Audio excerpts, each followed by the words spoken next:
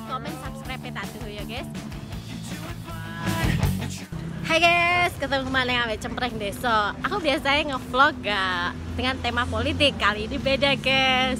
Sekarang aku ingin memberikan tips dan informasi pada kalian semua terkait aksi-aksi kriminalitas.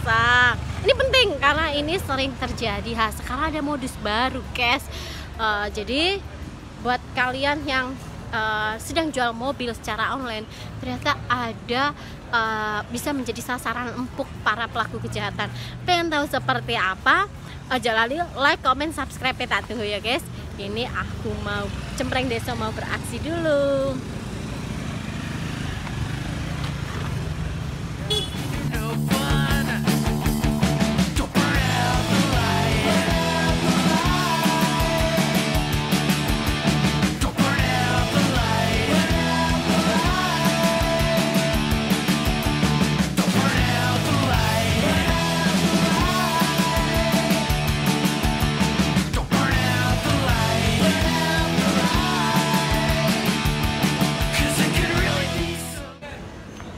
Hai guys, ini aku sama salah satu mobil.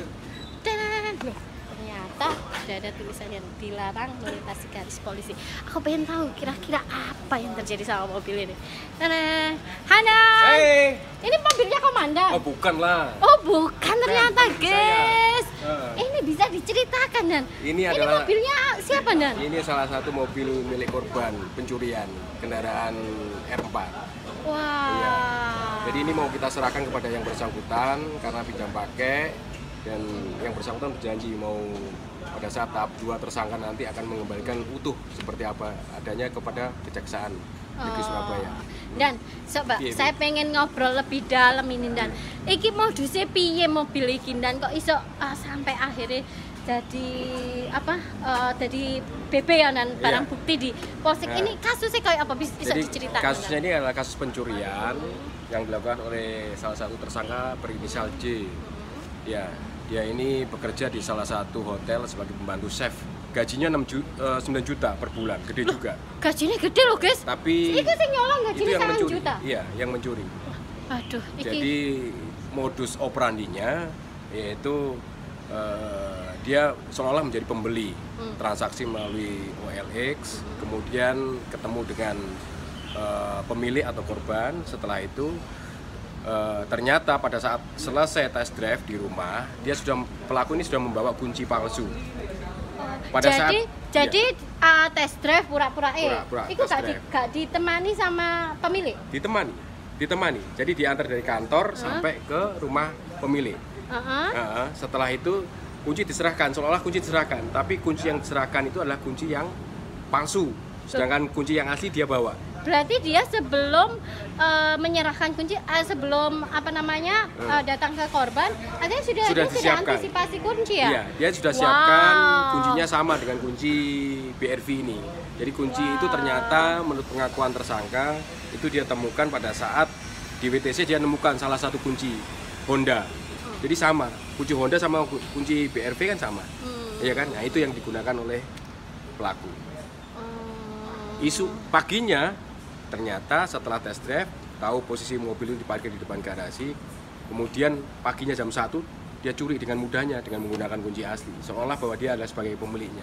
Bahkan di pintu satpam pun dia menyapa, dikira itu adalah pemilik atau anaknya korban. Wah, Dan ini kok kayaknya udah ahli gitu Dan? Apa dia udah berpengalaman atau bagaimana Dan?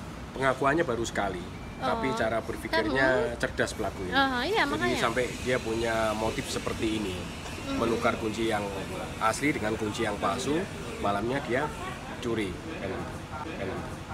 Dan ini Cempreng Desa itu pengen ngerti. Ini kan berarti kan banyak sering kali sistem online itu kan sekarang lagi marak-maraknya ya Dan ya.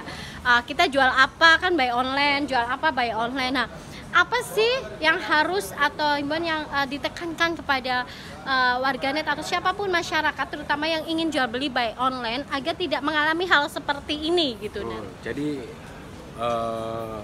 saran saya, jadi para pemilik barang atau para pembelinya juga harus sama hati-hati. Jangan sampai mudah terpercaya dengan kalimat, dengan kata-kata, rayuan dan sebagainya, sehingga mengaburkan semua niat jahat yang ada. Kalau yang seperti ini kan pembelinya yang punya niat jahat, ya kan. Penjualnya dia nggak tahu bahwa dia akan menjadi korban.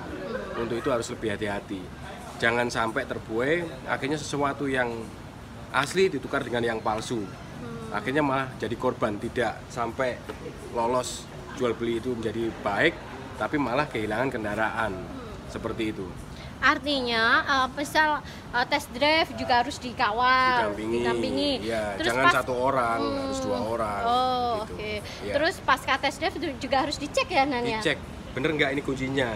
Kan ada remote-nya, harusnya dicek karena channelnya kan beda kalau misalnya itu kunci palsu.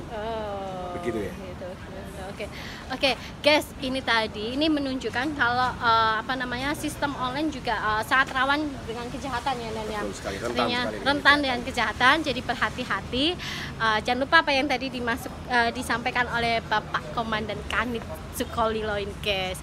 Ini penting agar kita dalam bertransaksi dan apapun bisa aman. Oke, Dan, makasih, sukses buat Komandan. Terima kasih ya.